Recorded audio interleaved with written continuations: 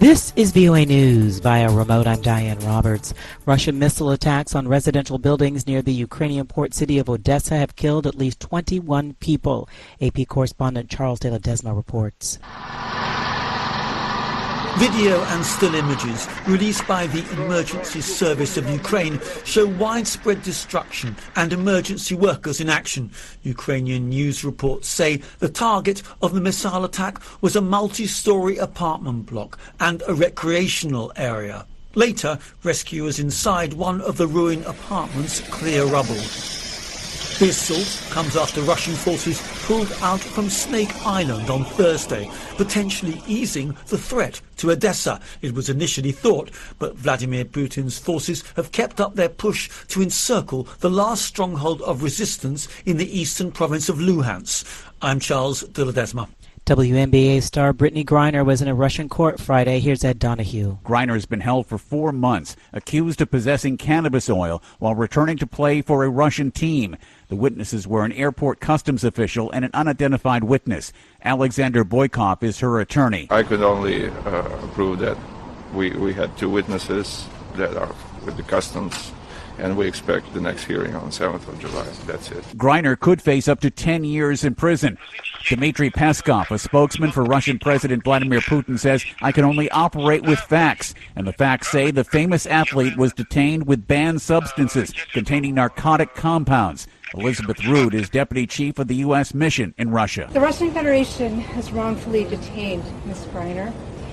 Wrongful detention is unacceptable wherever it occurs. Rood says the U.S. is working at the highest levels to get Griner and other detained Americans safely home. I'm Ed Donahue. This is VOA News.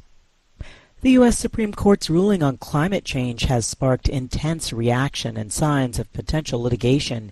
AP correspondent Norman Hall reports. The Supreme Court's decision limiting the authority of the Environmental Protection Agency to broadly regulate pollution by power plants has sparked celebration and consternation. West Virginia Attorney General Patrick Morrisey was among Republican AGs who sued the Biden administration over its efforts to combat the effects of global warming. We beat them this time, and we're prepared to do it again and again and again. California Governor Gavin Newsom called the court's ruling incomprehensible. If you don't believe in climate change, you got to believe your own eyes. Come to California. Washington Governor Jay Inslee says states will now have to step forward with laws to regulate pollution. Washington state is not going to allow climate change to swallow our state. President Joe Biden issued a statement saying the fight against climate change will carry forward.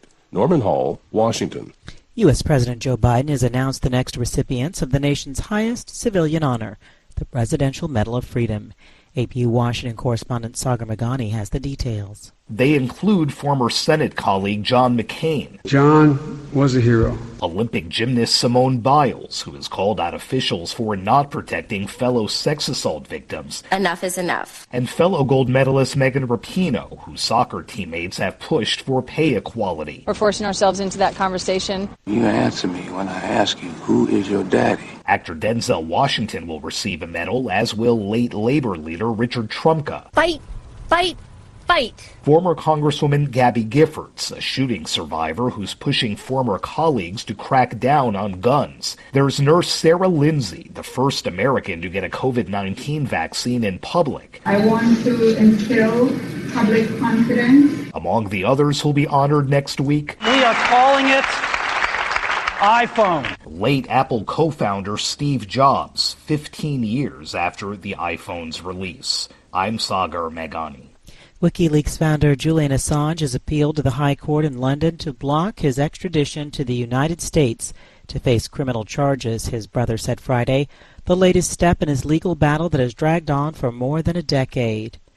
The Gambia on Friday suspended all timber exports following reports the West African state is serving as a transit point for the illegal smuggling of endangered rosewood.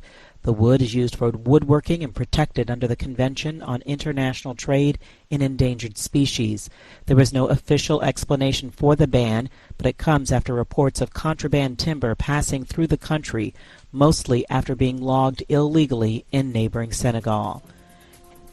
From Washington via remote, I'm Diane Roberts.